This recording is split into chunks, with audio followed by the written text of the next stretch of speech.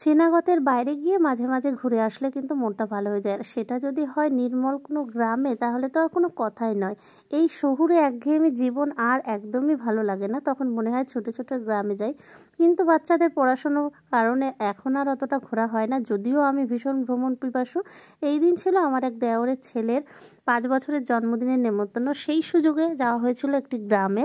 আর এইখানে দেখো সবাই খেতে বসেছে, পরিবেশনও করছে খুব সুন্দর, মাছে মানে গাছ টাছ রয়েছে, তার মধ্যেই খাওয়া দাওয়া করছে, যেন মনে হচ্ছে আমরা সবাই পিকনিকে এসেছি, এরকমই একটা ফিলিংস। আর সেই ফিলিংস খুবই সুন্দরভাবে এনজয় করলাম, আমরাও খাওয়া দাওয়া করে নিলাম এই যে এইখানটায়।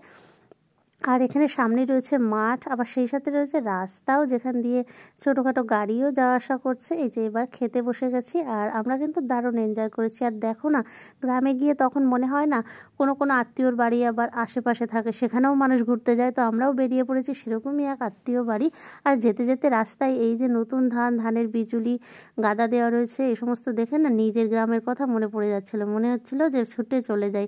আমার ছোটোবেলার স্মৃতি অনেকটা এরকমই, এরকম পরিবেশেই বড় হয়ে ওঠা, তাই এই জিনিসগুলো আমাকে ভীষণভাবে টানে। শহরে থাকলেও গ্রামের মায়া, গ্রামের ভালোবাসা এখনও ভুলতে পারিনি।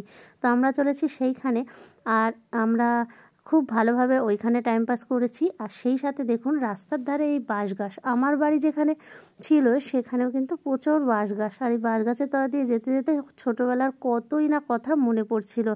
আর আমি খুব সুন্দরভাবে ক্যাপচার করছিলাম, কিন্তু বিকেলের আলো পড়ে এসেছে বলে অতটা সুন্দরভাবে দেখাতে পারলাম না, তবে যেটুকু পেরেছি। আর এই রয়েছে পুকুর, পুকুরে স্নান করার কথা মনে পড়ে যাচ্ছিল। যেতে যেতে বেশ অনেকটাই বেলা হয়ে গিয়েছিলো, তারপরে সন্ধ্যা হয়ে গিয়েছিলো ফিরতে ফিরতে। এই যে সন্ধ্যায় আমার দেওরের হাত ধরে আমাদের রোজ নাচতে নাচতে, আর মাথায় একটা হেডফোন দিয়ে রেখেছে, সেইভাবে ফিরছে আনন্দ করতে। আমিও তাই একটু ক্যাপচার করে নিলাম।